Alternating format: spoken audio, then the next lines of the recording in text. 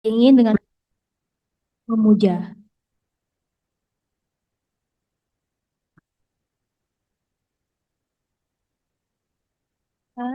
Memuja namamu, sambungan bersama air dan tumpah melihat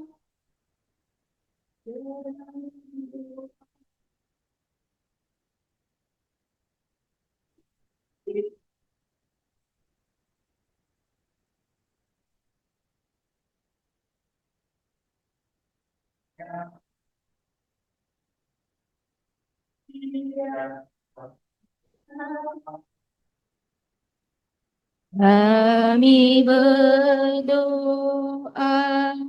duduk bernama sekarang. Mohon perlindunganmu, kami menuju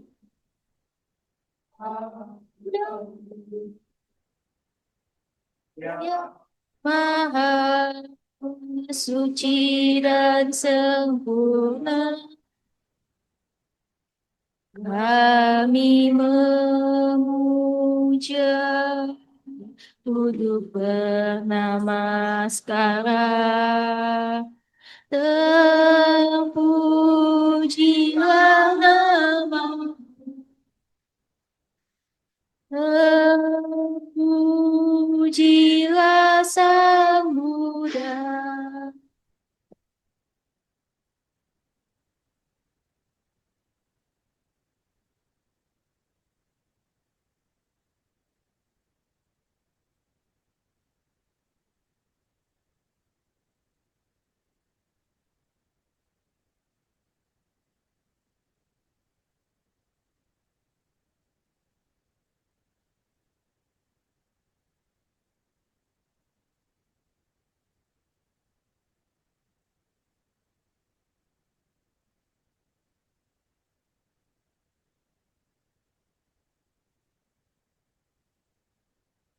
Selanjutnya, marilah kita melakukan nama kerapata dan dilanjutkan dengan pembacaan parita. Arahang Samma Sambuddho Bhagawa.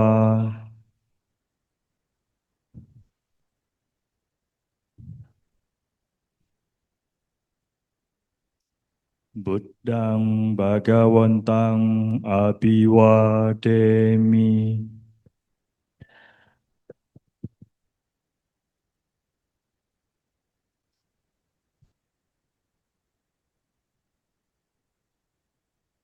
Swakato Bhagavata Dhammo.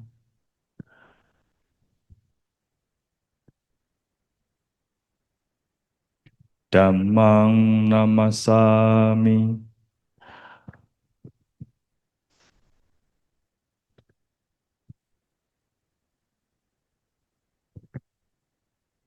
Supatipanno Bhagavato Sawaka Sangho.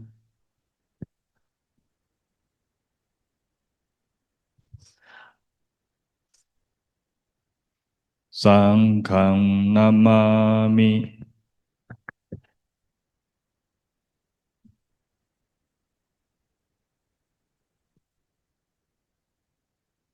Yang menghaku mayang Bhagawantang Saranang Gata Yono Bhagawa Satta. Yasa cak mayang Bhagavato Dhammang Rojema. Imehi sakarehi tang Bhagawantang sasadamang sasawaka sanggang abhipujayama. Kami berlindung kepada Sang Bagawa, Sang Bagawa Guru Agung kami. Dalam Dhamma Sang Bagawa, kami berbahagia. Dengan persembahan ini, kami memuja Sang Bagawa beserta Dhamma dan Sangha. Anda mayang buddhasa bhagavato pubbabagana makarang karomase. Namo tassa bhagavato arahato samma sambuddhassa. Namo tassa bhagavato arahato samma sambuddhassa. Namo tassa bhagavato arahato samma sambuddhassa. Persujudan kepada beliau yang berberkah, yang maha suci, yang telah mencapai penerangan sempurna oleh diri sendiri. Persujudan kepada beliau yang berberkah, yang maha suci, yang telah mencapai penerangan sempurna oleh diri sendiri. Persujudan kepada beliau yang berberkah, yang maha suci, yang telah mencapai penerangan sempurna oleh diri sendiri. Hendak mayang saranagama patang banamase. Buddham saranam gacchami. Dhammam saranam gacchami. Sangham saranam gacchami. Dutiyampi buddham saranam gacchami. Dutiyampi dhammam saranam gacchami. Dutiyampi sangham saranam gacchami. Tatiyampi buddham saranam gacchami. Tatiyampi dhammam saranam gacchami. Tatiyampi sangham saranam gacchami. Aku berlindung kepada Buddha, aku berlindung kepada Dhamma, aku berlindung kepada Sangha. Kedua kalinya aku berlindung kepada Buddha, kedua kalinya aku berlindung kepada Dhamma, kedua kalinya aku berlindung kepada Sangha, ketiga kalinya aku berlindung kepada Buddha, ketiga kalinya aku berlindung kepada Dhamma. Ketiga kalinya aku berlindung kepada Sangga. Hendak mayang Pancasika pada patang banamase. Panatipata Weramani Sikkhapadang Samadiyami. Adinadana Weramani Sikkhapadang Samadiyami. Kame sumicacara Weramani Sikkhapadang Samadiyami. Musawada Weramani Sikkhapadang Samadiyami.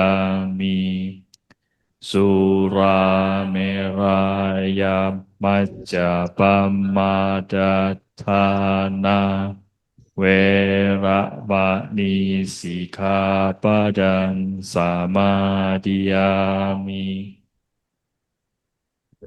Aku bertekad melatih diri, menghindari membunuh makhluk hidup. Aku bertekad melatih diri, menghindari merampas barang yang tidak diberikan. Aku bertekad melatih diri, menghindari berbuat asusila. Aku bertekad melatih diri, menghindari berucap bohong. Aku bertekad melatih diri, menghindari meminum arak, minuman ragian yang memabukkan, mengakibatkan kelengahan. Handama yang Buddha Nusatina yang karomase.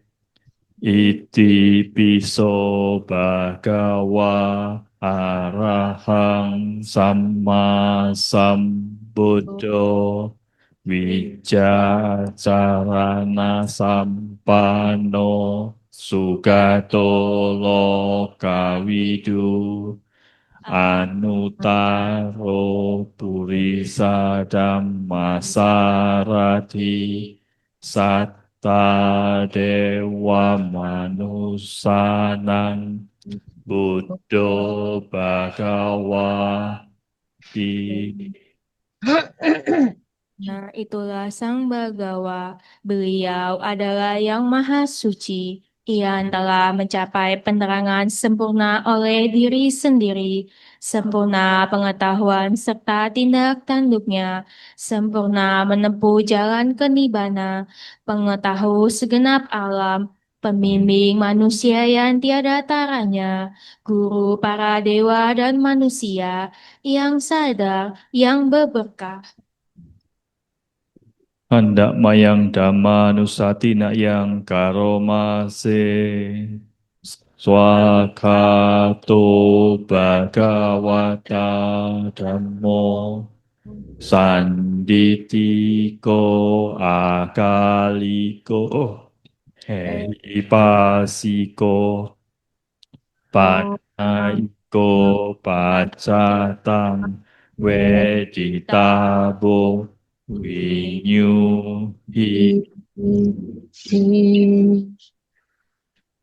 Dhamma telah sempurna dibabarkan oleh Sang Bagawa, terlihat amat jelas, tak bersela waktu, mengundang untuk dibuktikan, patut diarahkan ke dalam batin, dapat dihayati oleh para bijaksanawan dalam batin masing-masing. Anda yang sangga nusatina yang karomase.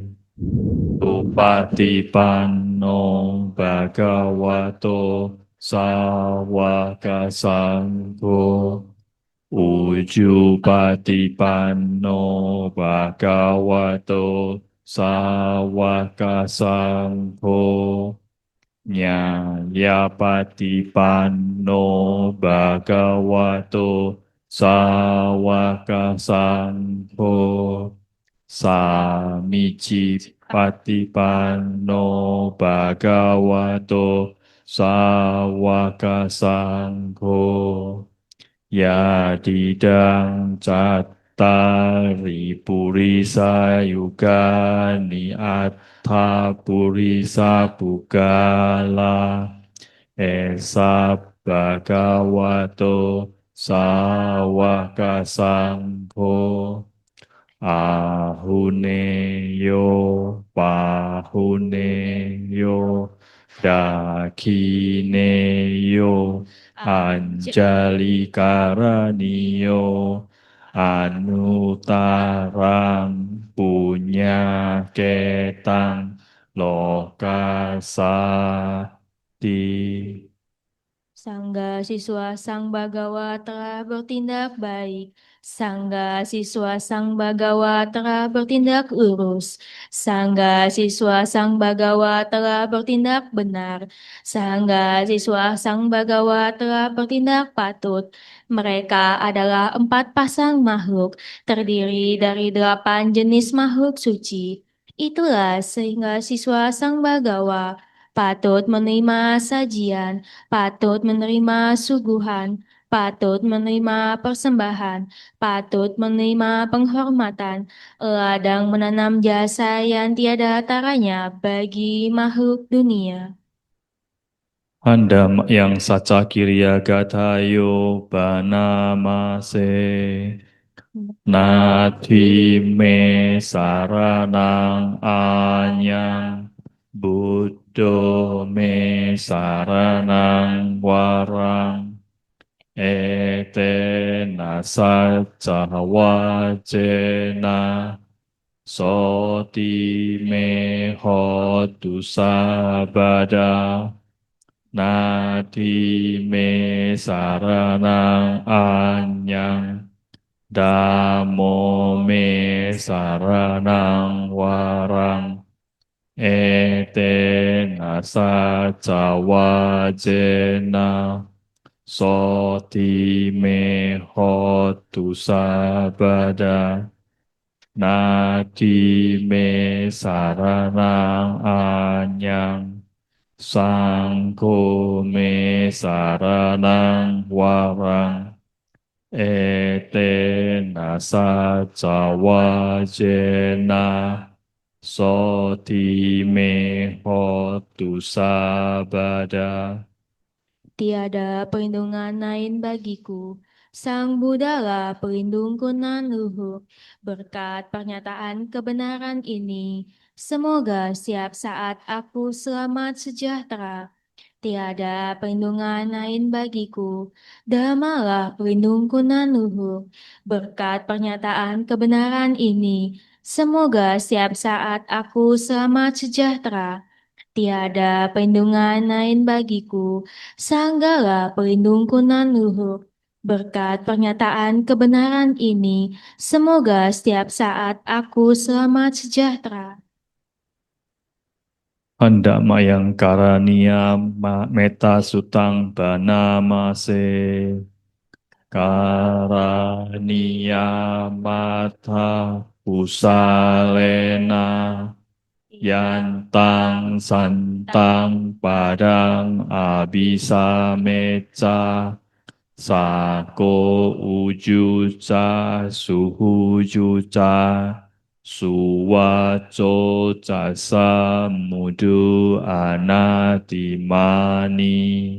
Santu sakoca subaroca. Apa kicoca salahuka uti. Santindriyo ca nipakoca. Apakabo kulesu ananugido. Naca kudang sama cari kinci. Yena winyu pare upawadeyung. Sukino wa kemi no hontu. Sabe sata bawantu sukitata. Yeke cipa nabutati. Tasawatawarawa anawasesa. Dikawaye mahantawa. Majima rasaka anaukatula. Ditawa ye ca adita. Ye ca dure wasanti awidure. Butawa sambawe siwa. Sabe satta bawantu sukitata. Naparo parang niku beta. Nati manyeta kata cinang kanci. Biarosana patigasanya. Nanya manyasa duka miceya. Mata yata niyang putang. Ayusa eka puta manurake. Ewam pisat babutesu. Mana sambawa ye aparimanang. Metanca sabalokasming. Mana sambawa ye aparimanang. Udang ado cakirianca. Asam padang awerang asapatang. Ditancarang nisinowa. Sayano yawata sawikata mido. Etang sating aditeya Brahma metang viharang idamahu Didinca anupagamma silawadassane nasampanno kamesu vineyagedang nahi jatu kabase yang punareti ti. Inilah yang patut dikerjakan oleh ia yang tangkas dalam hal yang berguna, yang mengantar ke jalan kedamaian sebagai orang yang cakap, jujur, tulus, mudah dinasehati, lemah lembut, tidak sombong, berpuas atas hal yang diri sendiri, mudah dirawat, tidak repot, bersahaja hidupnya, berindria tenang, penuh pertimbangan, sopan, tak melekat pada keluarga-keluarga, tidak berbuat kesalahan walaupun kecil, yang dapat dicela oleh para bijaksanawan, senantiasa bersiaga dengan ujaran cinta kasih. Semoga semua makhluk berbahagia dan tentram. Semoga semua makhluk hidup bahagia. Makhluk hidup apapun yang ada, yang goyah dan yang kokoh tanpa kecuali, yang panjang atau yang besar, pendek, kecil, kurus, ataupun yang gemuk, yang tampak ataupun yang tak tampak, yang berada jauh ataupun dekat, yang telah menjadi ataupun yang belum menjadi. Semoga mereka semua hidup bahagia. Tak sepatutnya yang satu menipu yang lainnya, tidak menghina siapapun di mana juga, dan tak selayaknya karena marah dan benci mengharap yang lain celaka, sebagaimana seorang ibu mempertaruhkan jiwa melindungi putra tunggalnya.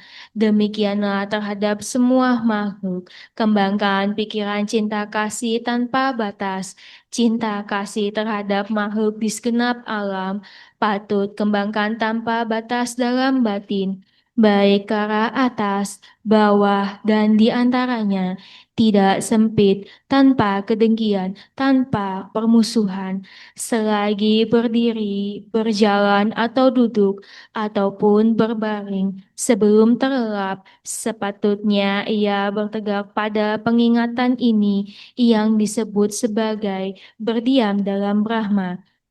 Ia yang mengembangkan meta, tak berpandangan salah, teguh dalam sila, dan berpengetahuan sempurna, dan melenyapkan kesenangan nafsu indria, tak akan lahir dalam rahim lagi.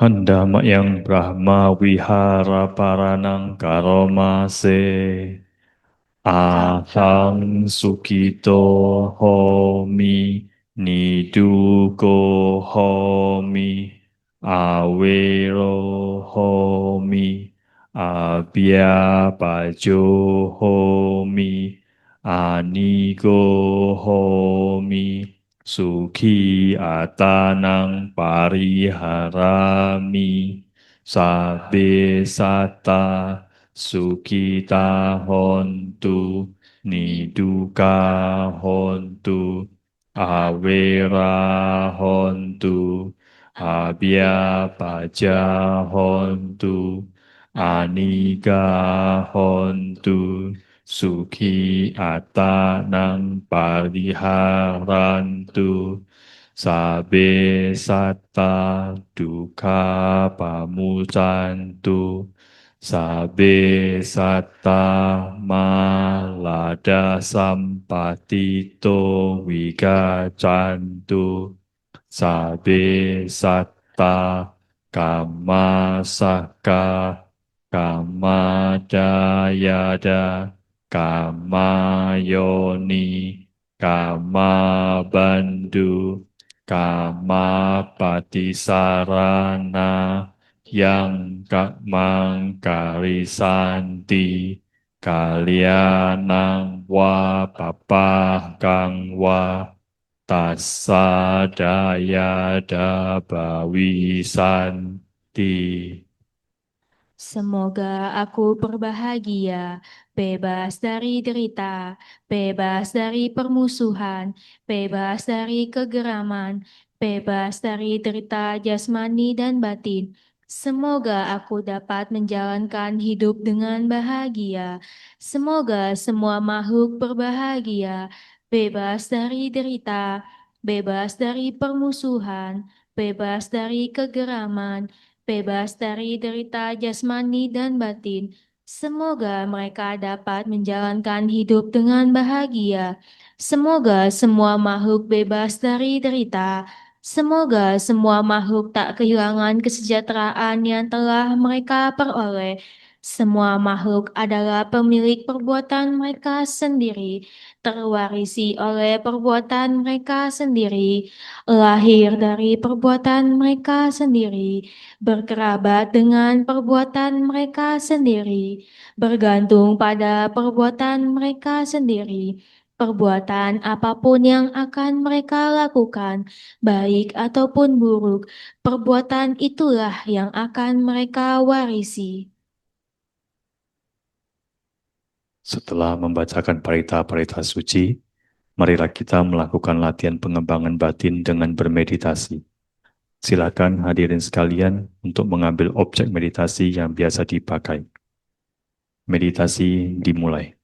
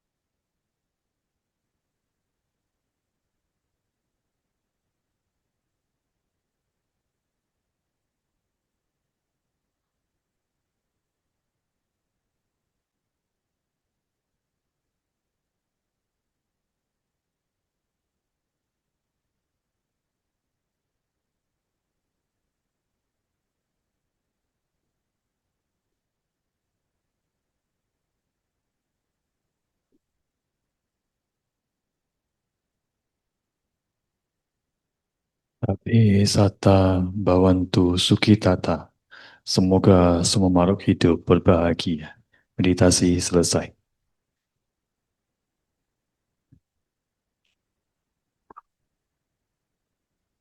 Baik, Dhammadesa. Selanjutnya kita akan masuk ke sesi Dhammadesana. Dhammadesana pada pagi hari ini akan disampaikan oleh Saudara Abisarano Johan dengan topik pelemah kebijaksanaan. Kepada Saudara Johan, kami persilakan.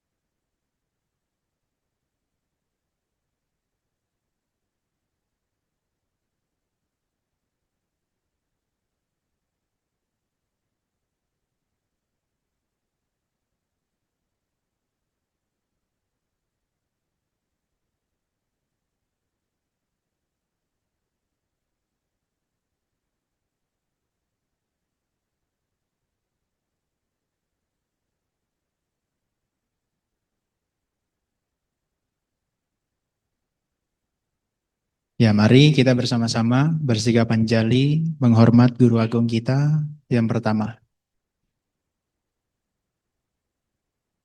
Namo tassa bhagavato arahato sama sambuddhassa. Namo tassa bhagavato arahato sama sambuddhassa. Namo tassa bhagavato arahato sama sambuddhassa. Terpujilah Sang Bagawa yang Maha Suci yang telah mencapai penerangan sempurna. Selamat pagi semuanya, Ibu Bapak Romo Ramani, Sukihonto Namo Buddhaya. Ya, Ibu Bapak dan teman-teman sekalian, pada hari ini saya diberikan kesempatan untuk bisa berbagi di Wihara Samagibirya. Dan hari ini saya pengen sharing adalah terkait dengan pelemah kebijaksanaan. Kata pelemah kebijaksanaan ini sebetulnya bukan definisi saya, tapi itu memang ada istilahnya di dalam bahasa Pali. Istilahnya kalau diterjemahkan sebagai pelemah kebijaksanaan. Nah, oleh karena itu nanti yang barangkali Ibu Bapak bisa pahami, ini nanti bisa dijelaskan dalam kehidupan sehari-hari. Bukan hanya sebetulnya dalam kita mengembangkan pikiran kita. Ibu Bapak dan teman-teman sekalian, dari mana yang namanya istilah pelemah kebijaksanaan itu? Itu sebetulnya kalau kita belajar tentang latihan pengembangan batin kita, dalam kita mau mencoba untuk bisa berkembang, berkonsentrasi, itu ada yang menghalangi, namanya adalah 5 rintangan batin. Namanya adalah niwarana. Nah, ini diambil dari Awarana Sutta di bagian Anguttara Nikaya kelompok 5. Nah, apa yang dimaksud dengan perintang batin? Itu sebetulnya salah satu definisinya adalah pelemah kebijaksanaan. Tapi saya jelaskan yang pertama, Ibu Bapak dan teman-teman sekalian, kalau kita semua lagi melakukan kebaikan, kalau kita semua lagi berupaya untuk mengerjakan sesuatu yang positif, itu selalu ada penghalangnya, betul ya? Nah, maka dia yang pertama sifatnya dikatakan menutupi. Begitu kita mau melakukan perbuatan baik, dia menutupi kesempatan kita untuk melakukan yang baik tersebut. Jadi dia maka dikatakan sebagai yang pertama awarana. Dia menutupi. Harusnya kita bisa melakukannya, ini jadi nggak bisa. Kemudian yang kedua, itu adalah rintangan.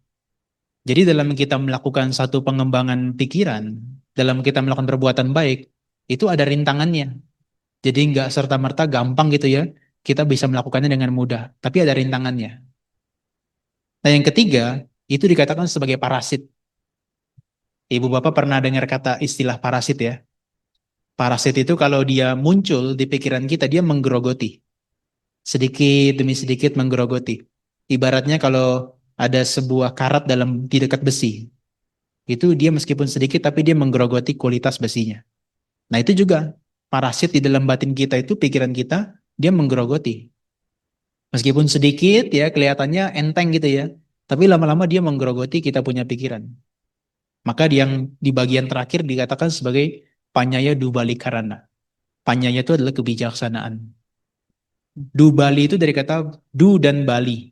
Du itu selalu berkaitan dengan yang negatif ya.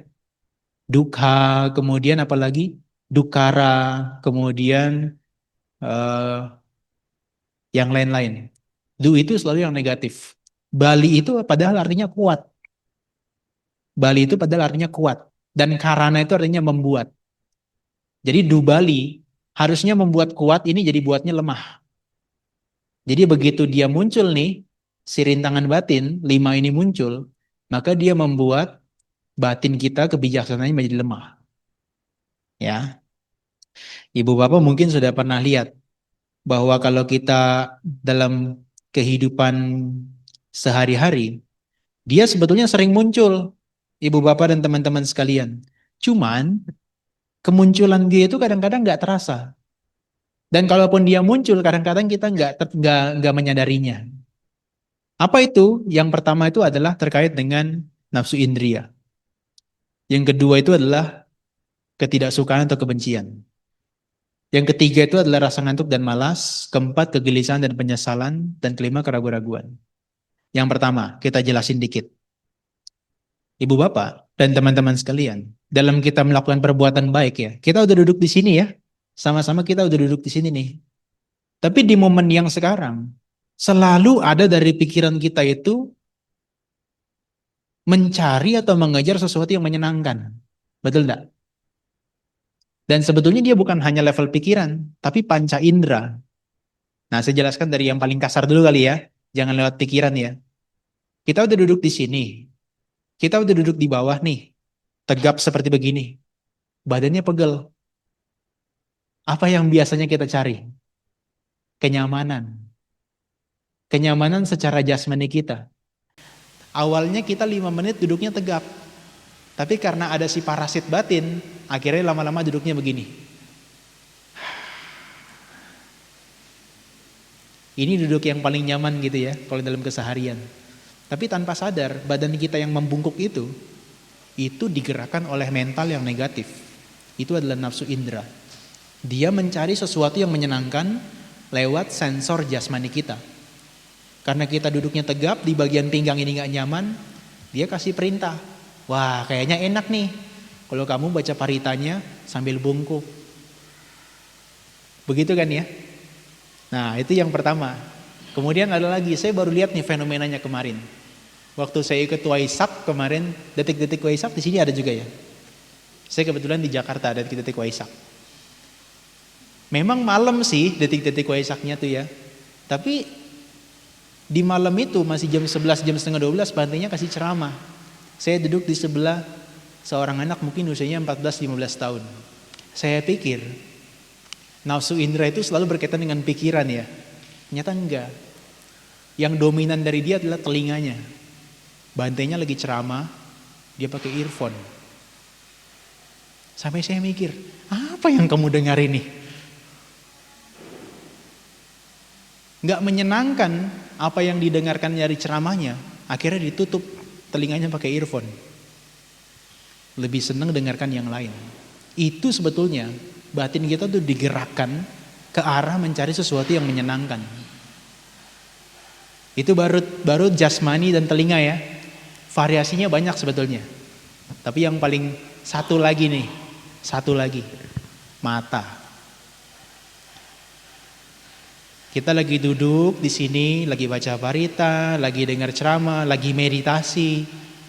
Mata kita ini selalu dia kejar yang menyenangkan. Apa? Lagi baca parita, tiba-tiba tangannya masuk ke sini tanpa disadari. Begitu keluar, wah, lihat HP. Nanti begitu ditegur sebelahnya, oh enggak kok aku hilaf sebetulnya, tangannya masuk sendiri tadi. Enggak, sebetulnya begitu tangan mengambil HP sampai melihat, mata kita itu selalu didominasi dengan kesenangan indera yang berkaitan dengan penglihatan, visual. Kenapa? Mungkin karena yang ceramah tidak menyenangkan. Mungkin karena penampilan di depan itu tidak mengenakan, sehingga kita bosan dengan kondisi itu. Tapi hati-hati, kita harus punya penyadaran. Di dalam kondisi tempat yang sakral seperti wihara aja, kita selalu lari untuk cari yang menyenangkan. Apalagi di luar dari kondisi yang seperti sekarang. Liar sekali. Betul ya? Maka kalau dia di momen kita lagi melakukan kebaikan, kemudian pikiran kita selalu terdistraksi untuk hal-hal yang menyenangkan itu, maka kita nggak bisa berpikir secara mendalam. Itulah yang disebut sebagai pelemah kebijaksanaan.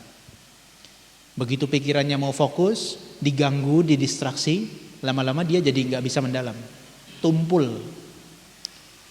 Boleh dibilang selain tumpul adalah dangkal.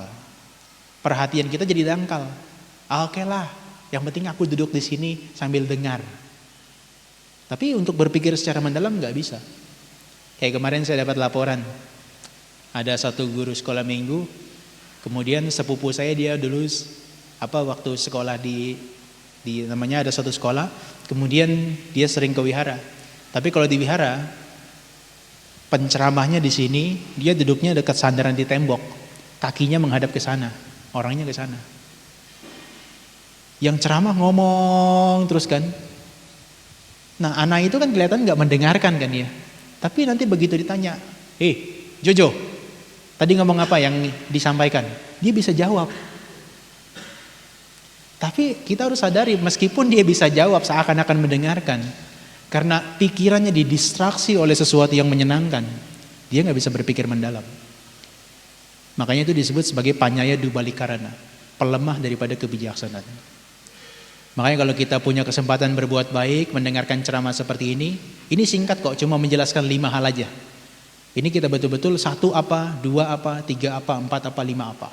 Karena kalau enggak, sepanjang kita misalnya 30-40 menit ke depan didistraksi oleh sesuatu yang nafsu indera, nanti begitu pulang depan gerbang ditanya sama mama sama anaknya, tadi apa dengar ceramahnya? Apa ya? Lupa. Kenapa? Karena begitu mau fokus, nomor 1 nafsu indera, nomor 2 kebencian, nomor 3 pikiran mengembara. Pas baru dijelaskan nomor 5, pikirannya baru balik lagi. Itu mengerikan. Dan itu membuat pikiran kita lama-lama jadi tumpul. Ya. Nah, Ibu Bapak, yang kedua. Jadi kalau yang pertama itu kan yang lebih menyenangkan.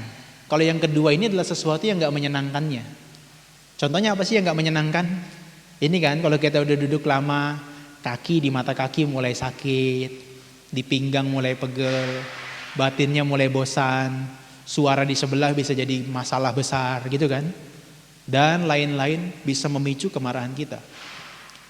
Nah, orang yang dengan batin lagi marah, itu juga membuat kita gak bisa berkonsentrasi, gak bisa fokus. Jadi dia kebalikan dari yang nomor 1. Kalau yang nomor 1 itu adalah yang menyenangkan, yang nomor 2, yang tidak menyenangkan ini kita gak suka, kita tolak. Kita tolak. Contohnya apa? Coba aja kalau gak percaya ya, nanti Ko William boleh testimoni. Jadi nanti udah penutupan patidana gitu ya. Kemudian ayo Bapak Ibu kita baca Manggala Sutta lagi. Pasti yang lain, kacau ini pemimpin puja bakti. Pasti nggak suka kan? Karena pikirannya sudah pengen pulang, tapi malah disuruh baca parita lagi. Itu salah satu coba eksperimen nanti. Tapi jangan nanti saya diprotes. Jangan undang dia lagi, idenya jelek. Nah yang ketiga, Ibu Bapak dan teman-teman sekalian, dia berlawanan dengan yang nomor 4. Nomor 3 ini rasa ngantuk dan malas. Maka dia disebutnya sebagai less energy, low energy. Energinya rendah. Jadi kalau kita duduk, ketika melakukan kebaikan, kita malas-malasan. Harus diajak dulu. Kemudian nanti ya. Tapi tetap jalan ujung-ujungnya. Nah itu sebetulnya batin kita lagi dikuasai oleh kemalasan. Ibu Bapak, terkait dengan rasa ngantuk dan malas, dia tuh punya karakteristik itu suka mencari-cari alasan. Benar ya? Kalau masih pagi, ini puja bakti jam 9 tadi ya. Nah jam 8 kalau rumahnya di Batu, masih jam 8. Nanti deh mandinya jam setengah 9. Sudah jam setengah 9, aduh di Batu masih dingin. Nanti deh jam 9 baru mandi, baru berangkat. Akhirnya lama-lama terlambat. Datang ke sininya sudah jam 9:30 lewat. Itu karena apa? Karena kita terlalu banyak alasan. Nah ibu bapak, ketika kita dalam keseharian di dalam kondisi sekarang ini, lagi dengarkan ceramah, lagi baca parita, begitu ada kemalasan muncul, dia itu seperti sesuatu yang diperhatikan, itu seperti blur, gak jelas. Jadi kalau kita perhatikan sesuatu, seperti kita baru bangun tidur, matanya kiap-kiap gitu. Kayak mata ayam gitu ya, ngantuk ayam. Itu kita gak jelas perhatikan sesuatu. Sehingga kalau kita perhatikan sesuatu itu gak jelas, kita gak bisa berpikir ini sesuatu ini apa maksudnya. Jadi tumpul. Itulah pelemah kebijaksanaan. Yang keempat ini beda dengan yang ketiga. Dia sebaliknya. Kalau yang ketiga itu adalah less energy, low energy. Yang keempat ini over energy. Betul ya? Sekarang badannya di sini ya. Tapi ternyata pikirannya sudah mikir nanti mau ke MOG. Nanti mau makan ini, mau makan itu gitu ya. Bukan hanya yang akan datang yang dipikirkan, bukan hanya kegelisahan, tapi penyesalan, mikir, aduh kemarin saya begini begitu. Sudah mengingat-ingat sesuatu kan terganggu ya. Kadang-kadang kita bumbui. Contoh, kemarin ketemu temannya, dibumbui, aduh seandainya gitu dulu, aduh seandainya gini dulu. Itu kalau kita hadir di sini badannya, pikirannya seperti begitu, maju ke depan, mundur ke belakang. Itu membuat kita sulit untuk hadir di saat ini. Itu yang seakan-akan orangnya di sini, ada orang di depannya, digini-giniin dia nggak bisa fokus.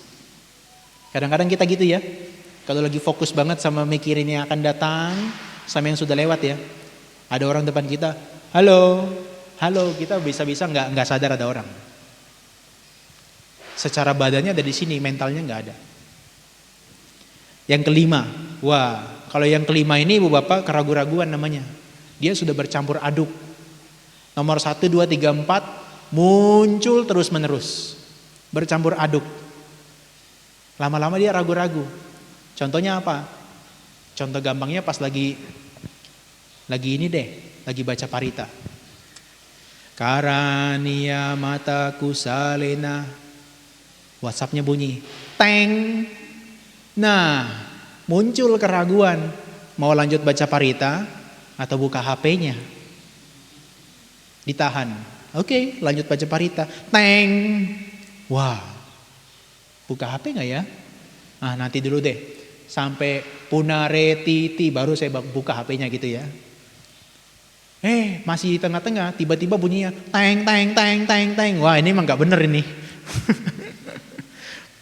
Di momen begitu baca paritanya setengah-setengah, buka HP-nya juga nggak jadi-jadi. Itu yang membuat kita di sini nggak kena, di sana nggak kena. Jadinya lemah kedua-duanya, nggak terselesaikan. Nah itu yang membuat kita ragu-ragu. Makanya ada baiknya kalau sudah masuk ke ada masalah, kita kasih pengumuman. Kalau perlu dibikin story WhatsApp. Saya mau puja bakti dulu, jangan ada yang chat. Gitu ya. Kalau perlu bikin story di Instagram.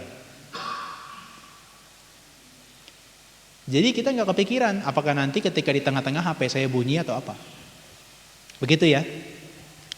Ibu bapak di dalam beberapa khotbah, terutama di dalam Samanya Palasuta, kelihatan ya? Kelihatan ya? Samanya Palasuta ini adalah khotbah tentang manfaat daripada kehidupan pertapa. Ini ditanya kepada Sang Buddha.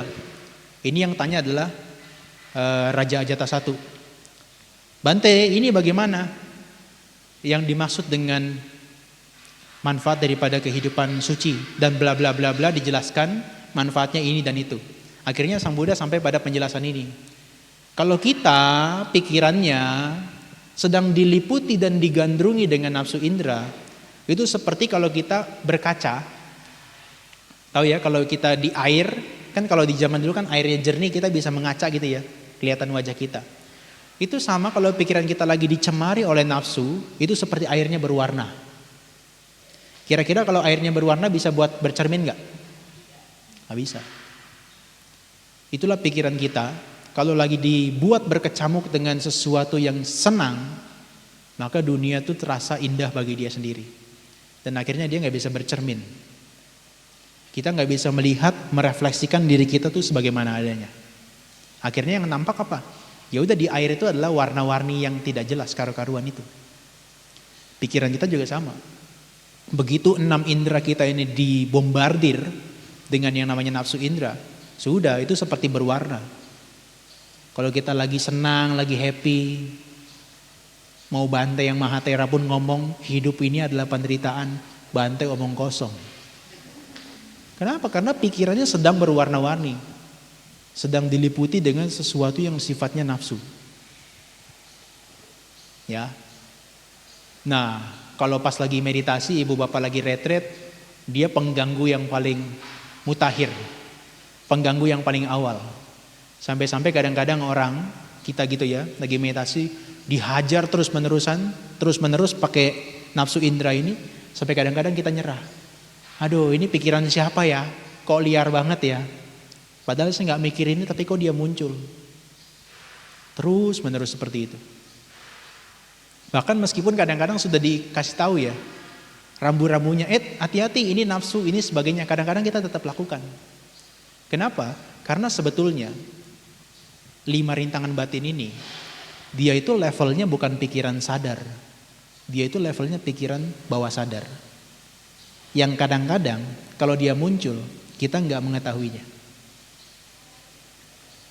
Makanya kadang-kadang kalau kita lagi meditasi, kalau misalnya lagi retret kan suka ya, lagi meditasi jalan, padahal sudah dikasih tahu, pandangannya 2,5 meter ke bawah. Enggak, sambil jalan sambil lihat ke kanan. Ih, kutinya siapa tuh? Wah, pohonnya indah ya. Sebetulnya itu sudah dihajar dengan nafsu indera. Makanya orang yang seperti ini, dia nggak bisa melihat wajahnya, karena dia sudah bercampur dengan air yang pekat. Ya. Yang kedua, ibu bapak dan teman-teman sekalian, orang yang punya cinta kasih itu seperti, pernah lihat ini ya. Ini nggak dingin ya, tapi bukan berarti saya request yang dingin, bukan.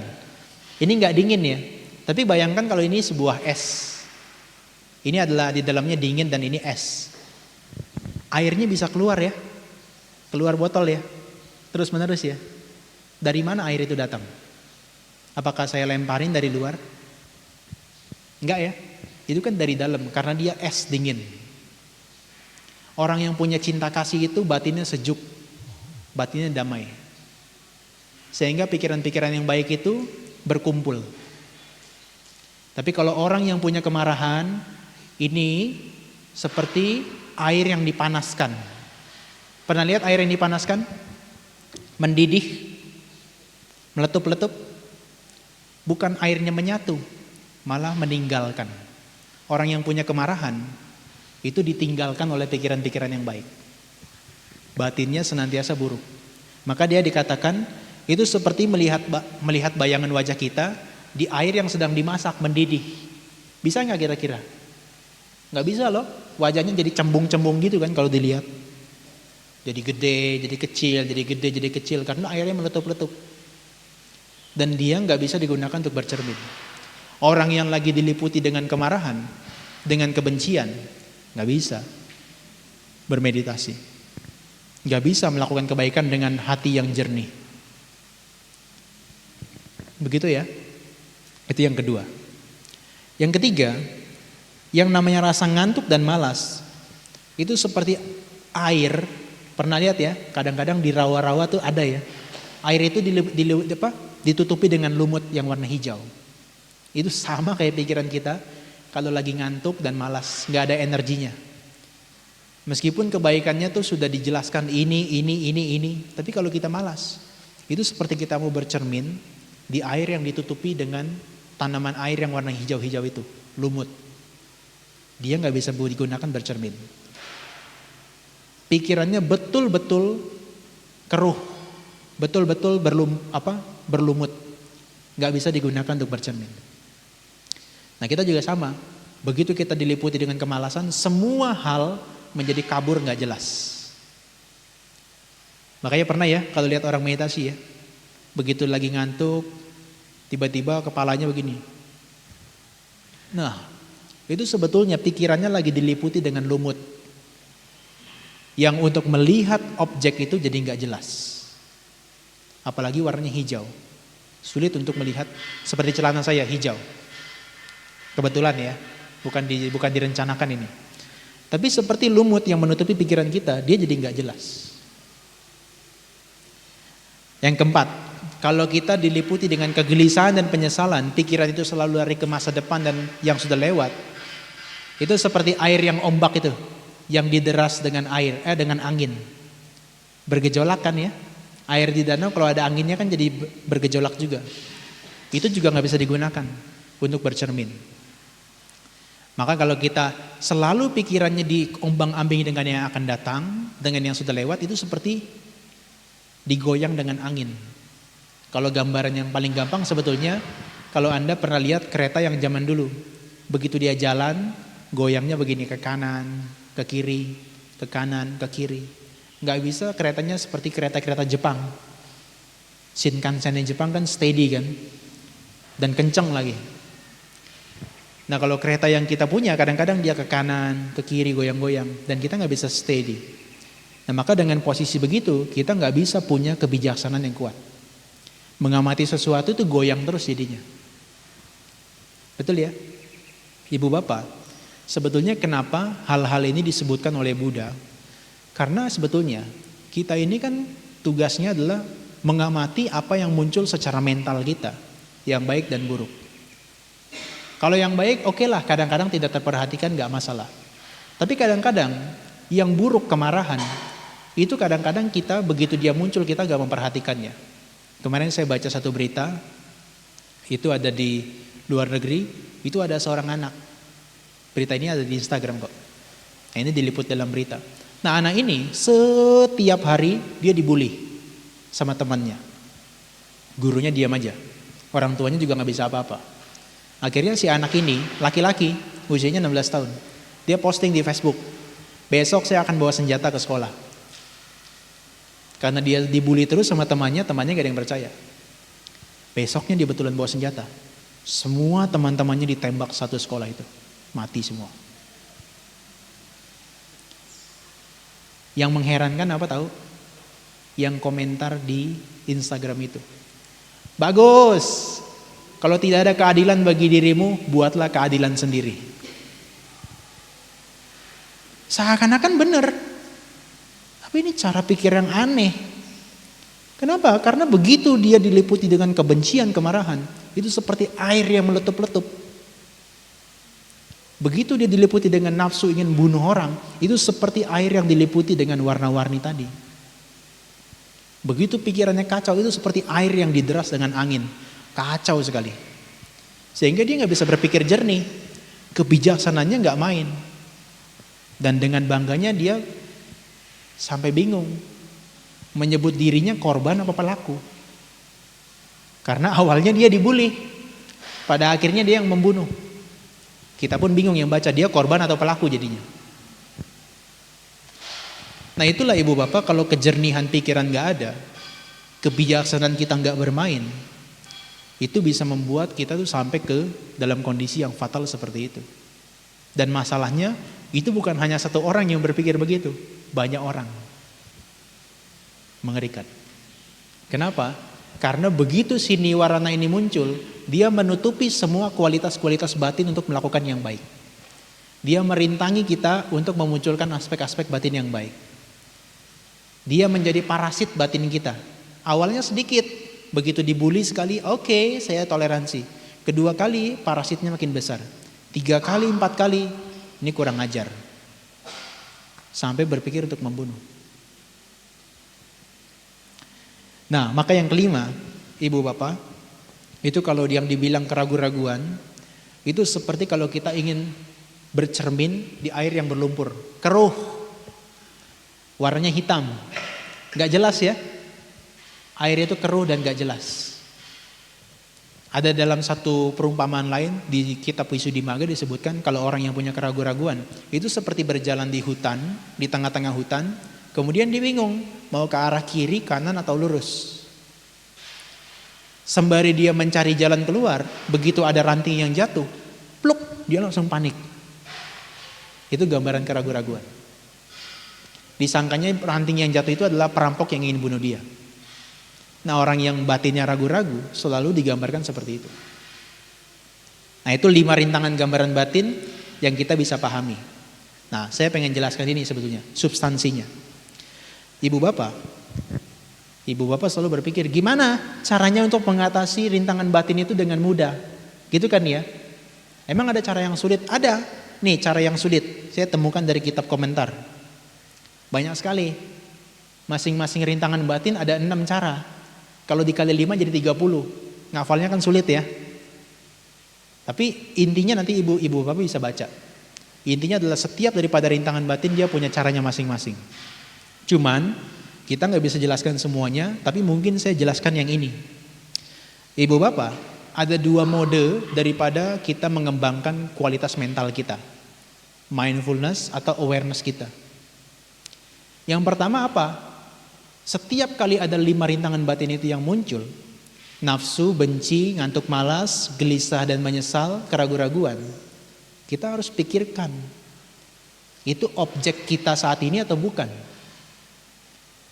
Kalau kita lagi duduk di sini mendengarkan ceramah, apa objek kita? Ya ini suara saya, dan juga yang dilihat adalah yang di depan. Nah, hal-hal yang lain daripada itu apakah objek kita? Bukan. Nah, sehingga dalam kondisi mode yang pertama, apapun yang bukan objek, abaikan. Ini cara kita dengan mengabaikan, ini juga salah satu kualitas kemampuan batin kita. Karena ada orang yang begitu banyak sekali input dari rintangan batin tadi, gak bisa difilter gitu ya. Lama-lama bisa stres juga, depresi. Tapi dengan kita tahu bahwa ini bukan objek saya abaikan. Kemudian lagi dengar ceramah. Kemudian ada sesuatu di HP-nya bunyi ting. Oke, di momen ini objek saya. Tapi apakah benar-benar objek saya yang sekarang? Bukan, objek saya yang sekarang adalah dengar ceramah. Oke, saya akan abaikan HP saya dulu. Saya akan dengarkan. Itu mode yang pertama, itu pun kemampuan batin. Nah, yang kedua, ibu bapak, saya pengen kenalkan. Jadi mode pertama itu adalah apapun yang bukan objek diabaikan. Tapi tanpa dipungkiri, kadang-kadang apa yang pop up di pikiran kita kadang-kadang itu bermanfaat loh. Betul ya? Di rumah sudah 7 hari 7 malam ada masalah dipikirin sulit nggak ketemu-temu solusi. Begitu datang ke sini lagi baca parita, kepikiran solusinya. Wah, kenapa bukan ini aja nih yang saya kerjakan? Hal-hal yang kayak gitu juga kadang-kadang nggak bisa diabaikan. Nah, oleh karena itu, di sini saya katakan, apapun yang muncul, kalau dia secara dominan munculnya, take note, kita bisa perhatikan. Begitu diperhatikan apa? Nah, lihat 2 aspek ini, manfaat dan juga waktu. Oke? Jadi kalau ada sesuatu yang muncul di pikirannya sekarang, begitu dia muncul, kita amati dan pertimbangkan dengan 2 hal, manfaat dan juga waktu. Dilihat. Kalau seandainya ketika kita perhatikan sesuatu itu tidak bermanfaat dan tidak tepat waktunya, abaikan. Abaikan dong. Ya kan? Contohnya apa sekarang? Saya di sini lagi dengarkan ceramah, kemudian ada kepikiran main game. Bermanfaat nggak? Belum bermanfaat sekarang. Tepat waktu nggak? Nggak tepat waktu, maka abaikan. Simple ya. Yang kedua, gimana nih kalau dari 2 aspek itu ternyata dia bermanfaat, tapi belum tepat waktu? Oke, dicatat dalam pikiran. Ini bermanfaat, tapi akan saya lakukan nanti kalau pas sudah waktunya. Pernah ya kadang-kadang kita lagi meditasi kepikiran solusi, sudah nggak tahan langsung buka mata gitu ya. Oh ini harus saya kerjakan. Tapi begitu buka mata solusinya hilang. Nah itu kena prank itu biasanya ya. Nah itu sebetulnya kita harus pertimbangkan. Solusi yang kita punya itu, dia tepat waktunya nggak saat ini juga harus dilakukan atau enggak. Kalau enggak, berarti harus dilakukannya nanti, di momen yang pas. Contohnya apa? Misalnya nih, contoh ya Ko William. Tadi baca parita misalnya di bagian Brahma Wihara kah, di Karanya Metta Sutta, misalnya ada yang keliru. Wah, misalnya belakangnya punya pemikiran, ini harus saya tegur nih. Harus saya tegur nih, karena kalau gini mulu nggak bagus. Bermanfaat nggak ditegur? Bermanfaat, tapi pas nggak waktunya? Nggak pas. Sehingga itu dicatat. Nanti dilakukannya kalau sudah pas waktunya. Mungkin habis puja bakti selesai, kemudian ngomong berdua. Ya kan? Dan kadang-kadang hal-hal kayak gitu kepikirannya pas lagi tenang doang. Yang ketiga, ibu bapak, kalau seandainya sesuatu itu bermanfaat dan waktunya pas, harus dilakukan secara mendesak, maka lakukan sekarang juga. Contohnya apa nih? Kita lagi dengarkan ceramah, tiba-tiba bunyi WhatsApp-nya, ting ting ting ting ting ting. Nah, itu kayaknya memang harus dilakukan sekarang juga. Dibuka HP-nya, dilihat apakah ada yang telepon, ada yang WhatsApp. Karena kalau sampai ting ting ting ting ting ting ting, berarti itu sangat penting, urgent. Tapi kalau misalnya bunyi WhatsApp-nya cuma sekali, ting, nah itu mungkin belum tepat waktunya untuk dibuka. Contoh lainnya apa lagi? Contohnya kalau lagi meditasi, lagi duduk di sini, perutnya lapar, kepikiran untuk makan, sekarang juga. Makan bermanfaat nggak? Bermanfaat ya. Tapi kalau dilakukan sekarang pas nggak waktunya? Enggak, dilakukannya nanti. Tapi kondisinya beda. Sekarang sudah sakit mah, udah parah nih, kronis, sudah sesak nafas. Kemudian kepikiran harus minum obat. Padahal lagi duduk sekarang di sini. Kira-kira dilakukan nggak? Kira-kira bermanfaat nggak itu? Bermanfaat. Waktunya pas nggak?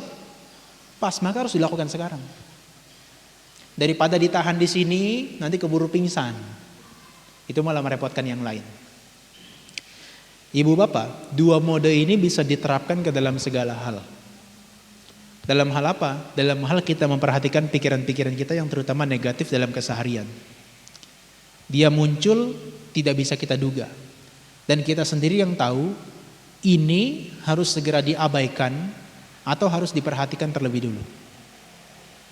Ada hal-hal kadang-kadang yang muncul secara pikiran, sebetulnya dia bukan buruk, tapi dia baik. Nah, dia begitu muncul kadang-kadang kita perlu pertimbangkan. Apakah dia harus dilakukan sekarang, nanti, atau diabaikan aja. Maka dengan begitu 5 rintangan batin kita, pelemah kebijaksanaan kita, itu bisa berkurang dan bisa diatasi. Betul ya? Kan kalau kita lagi meditasi, apa sih tujuannya sebetulnya salah satunya? Itu kan dia membaca diri kita sendiri kan, secara fisik dan secara mental. Kadang-kadang kita lihat nih dalam diri kita, kok tiba-tiba kemarahan muncul. Karena apa misalnya? Nah, oleh karena itu kita bisa, apakah mau diabaikan atau diperhatikan dulu. Begitu diperhatikan, ini mau diapain? Mau diabaikan aja atau justru mau ditindaklanjuti? Maka dengan begitu sebetulnya pelemah kebijaksanaan dia sedikit demi sedikit akan berkurang. Begitu ya? Yang namanya panyaya dubalikarana, pelemah kebijaksanaan berupa 5 rintangan batin. Kalau setiap waktu, setiap saat kita selalu tahu apa yang mau kita kerjakan, dia akan menjadi berkurang. Saya pikir itu hari ini yang bisa saya sampaikan. Semoga ini bermanfaat. Semoga di dalam kehidupan sehari-hari kita selalu bisa mengetahui apa yang terbaik untuk kita, apakah dia perlu diabaikan atau justru perlu diperhatikan. Dan semoga kebijaksanaan kita meningkat dan rintangan-rintangan batin kita, parasit batin kita, pelemah kebijaksanaan kita yang menutupi pikiran kita yang baik-baik juga semakin berkurang.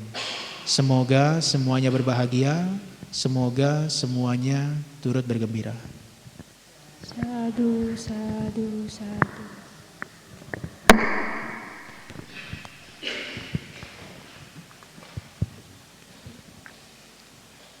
Anumodana.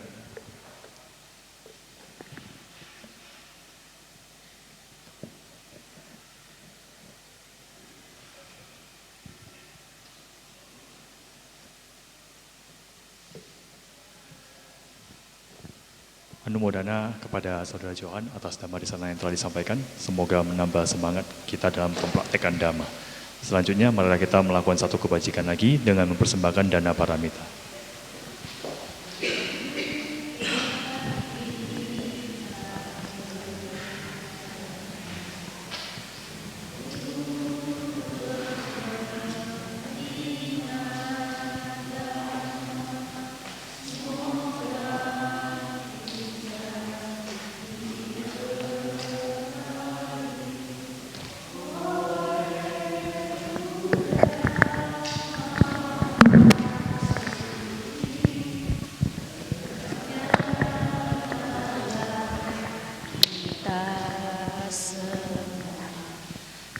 Dengan hati ikhlas rela, semoga karma baik kita dirahmati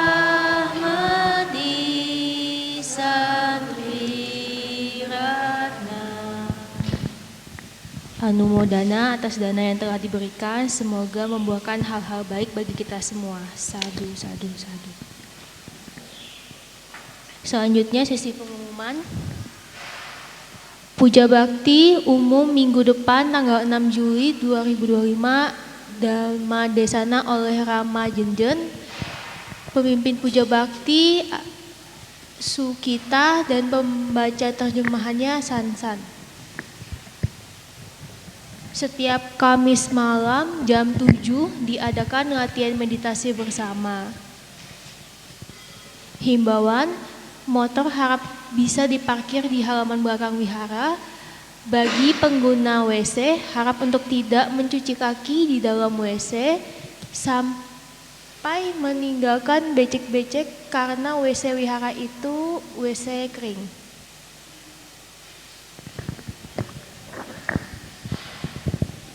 Baik, marilah kita bacakan parita patidana. Handama yang patidanang karomase punya sida nikatasa yananya nikata nime te sanca bagino hontu satananta pamanaka ye piya gunawanta ca maihang mata pita dayo ditame tapia ditawa anye maja tawerino satta ditanti lokasmi te buma catuyonika panceka catuwokara sangsaranta bawa bawe nyatang ye patidaname anumodantu te sayang ye cimang napajananti dewa te sang niwedayung maya dinana punyanang anumodana hetuna sabe sata sadahontu awera sukajiwino kema padanca papontu te sasa sijatang subah.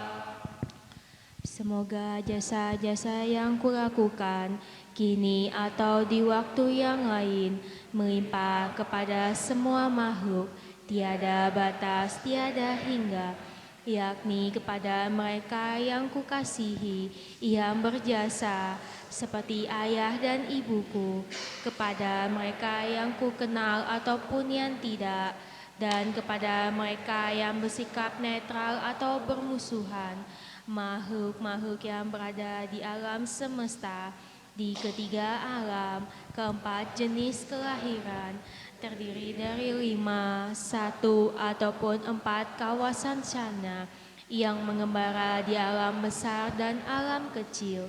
Atas pelimpahan jasaku ini, semoga mereka yang mengetahui turut bersuka cita.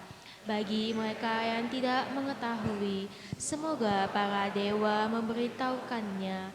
Berkat turut bersuka cita atas jasa-jasa yang kulimpahkan ini, semoga semua makhluk senantiasa bebas dari permusuhan, serta hidup dalam kebahagiaan. Semoga mereka mendapatkan jalan kedamaian. Semoga cita-cita luhur mereka tercapai. Sadu, sadu, sadu. Marilah kita menutup puja bakti pagi hari ini dengan melakukan nama Karapata.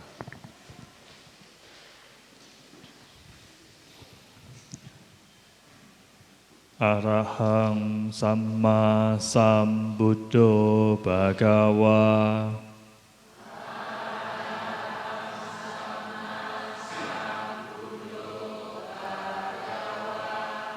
Buddhang Bhagawantang Abhiwademi.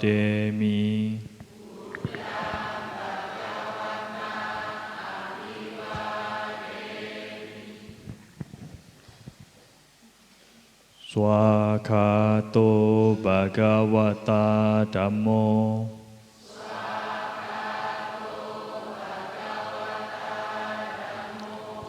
Dhammang Namasami.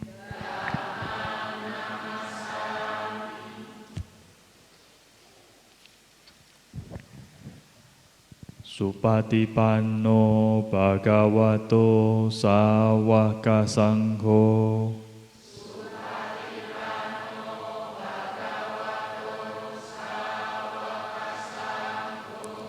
Sangham Namami.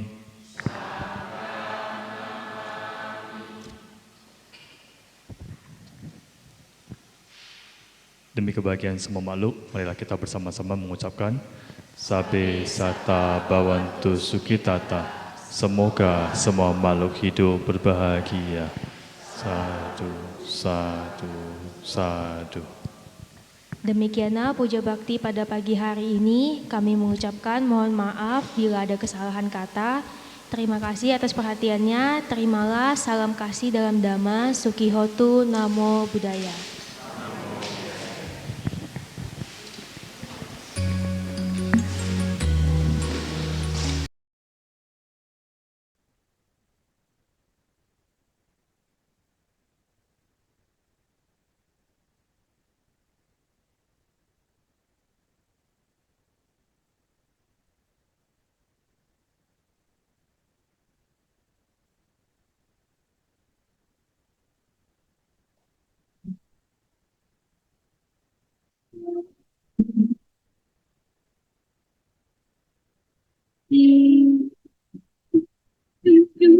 Kita